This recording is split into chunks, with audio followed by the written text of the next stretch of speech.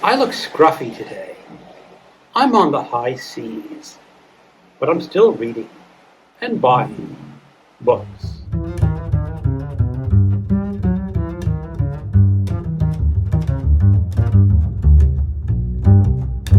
Hello, welcome to my channel. Another bibliophile reads. My name is Greg.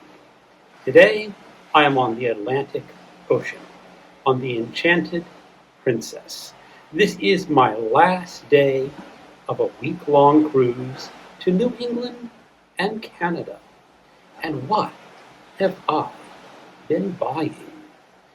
Before I tell you that, we should look at my face. It's rather scruffy. I have not shaved this week. And let me give men a little bit of advice, if they do not know this already. Do not buy shaving cream and razors from the dollar store. They only cost $1.25 each, but they're not worth it because they will rip your face apart. So I have not shaved this week because I actually value my skin more than not looking like a ruffian. But back to books. I had the good fortune of meeting up with a friend, Steve Donahue. I've only met him on the internet before Monday. So we met at the Brattle bookstore. And I got the real advantage of getting Steve to buy books. I was watching. He is an incredible shopper because we're walking around the sale lawn at the Brattle where the books are $5, $3, to $1. And a lot of those books I would just dismiss as background noise books, something no one would ever be interested in. But Steve, he can look at those books. He recognizes them. He saw the value in what they once were. And it is really incredible just to see him pick up a book that you know nothing about, but he knows all about it. A really fascinating experience. But what did I buy? I did not buy too much because I'm using carry-on luggage for my trip, and I don't have a lot of room in my baggage for books. And I didn't really want to pay postage, even though, as Steve said, the Brattle will ship anywhere in the world for you. So what are the books that I bought? Some great old paperbacks first. Look at this. This is Alfred Hitchcock Presents 12 Stories They Wouldn't Let Me Do on TV. These are great old short stories.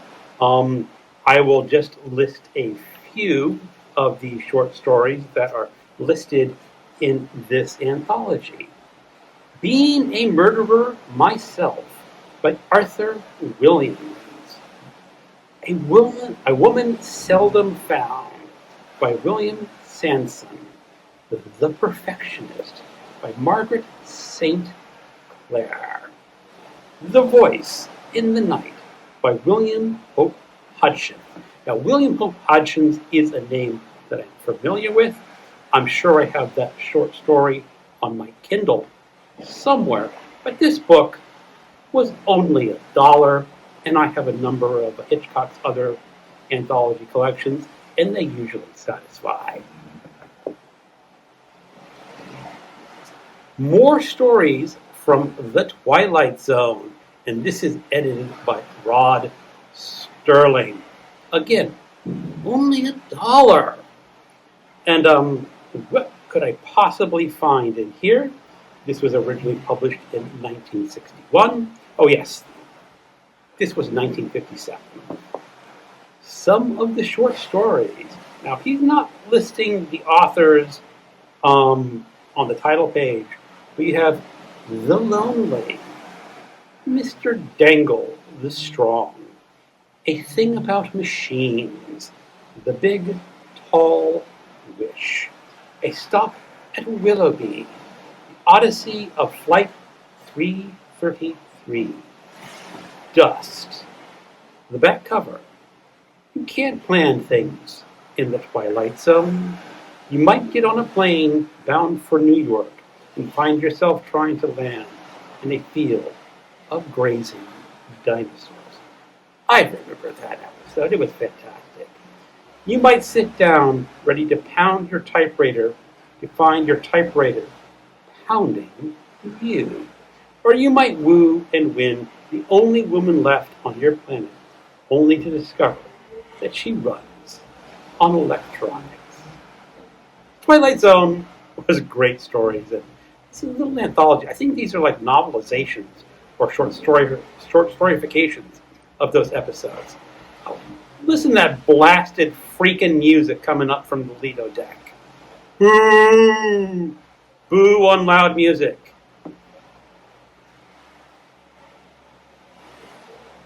This is Richard S. Prather. This is part of his Shel Scott series. She was going to kiss him or kill him. Way of a Wanton. Numbers game.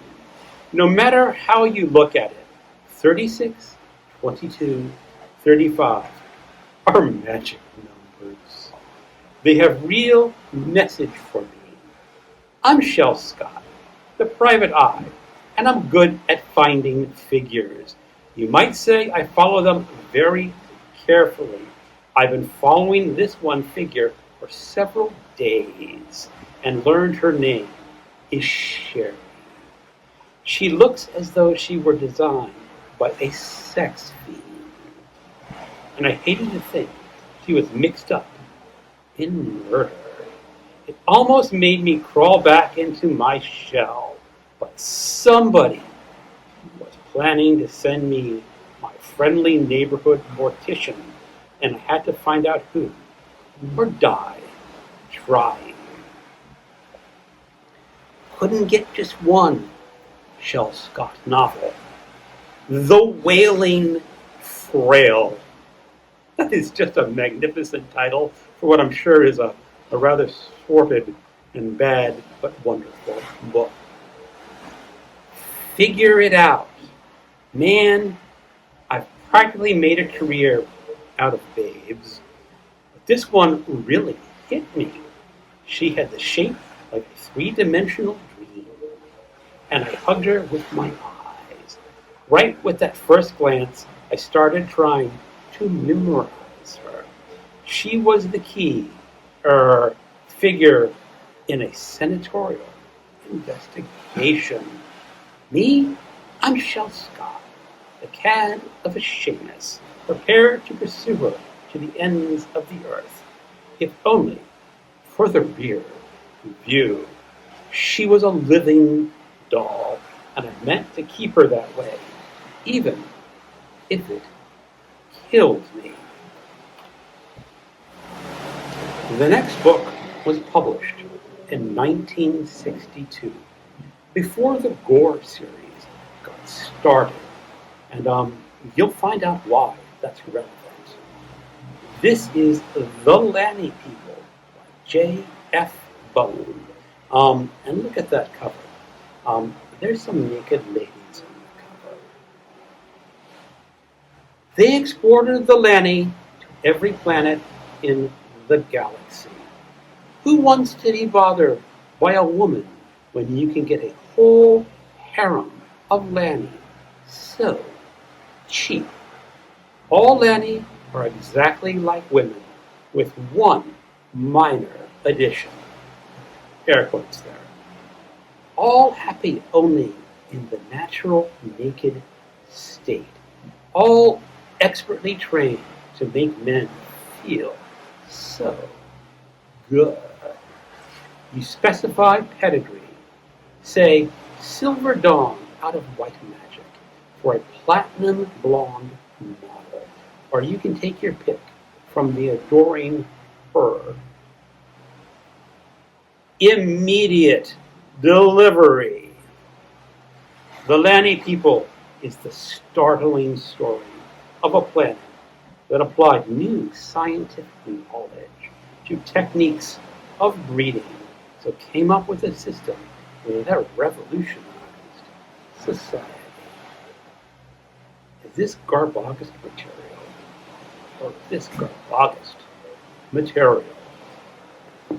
So those were the used books that I picked up from the Brattle in Boston. When I got off my ship in St. John, Canada, there was some vendors in old shipping containers, and one of them was an independent publisher, and the publisher was called Pip. Pip just happens to be the name of my cat, so it immediately just sort of grabbed my attention. And so it actually stands for Partridge Island Publishing. But I picked up a few independently published books. I'm not sure if these books are available in the United States. I will check on that and leave some notes in the description of this video. But the first one is a collection of short stories called Monsters in the Fog. One of the authors was out there hawking this book, and the way she describes it is Monsters in the Fog is just simply a theme for the short story. So while some short stories may actually contain real monsters, her idea was a story about her father suffering from dementia, which is a form of monster in a fog. In the back, monsters in the Maritimes, and they are found their way into this book. Beasts inside come in strange and unexpected forms. Although no two are the same, these monsters are bound together by the fog-infused landscapes of Atlantic Canada. Some stories feature wild creatures, an eerie squid pulled from the ocean's harbingers terrible events, a bizarre local legend, half bear, half moose, is more lethal than it seems. Other stories feature beasts of a stranger kind. Memory is a monster overtaking a man. Truth is a monster waiting to be unearthed. Obsession is a monster watching in the fiery night. Brace yourself for monsters brought to life by talented Atlantic Canadians. And there are approximately, there's quite a few number of stories, and I'm going to look through these stories. I don't immediately recognize any of these authors, but that's okay. It's okay to support small local publishers. I did buy a second book from them, Maple Strings by Pierre C. Arseneault, and I will describe the back. People in Maple Springs are disappearing, and only one person seems to care. While witch Lucinda Mayweather struggles to keep her dark pact with things she knows as the Shadow Man, the townsfolk who are under her spell brush off yet another disappearance with bizarre explanations. And while most of the townsfolk expect lies as truth, there are those who doubt the validity while spreading rumors of even crazier things, such as monsters in the park.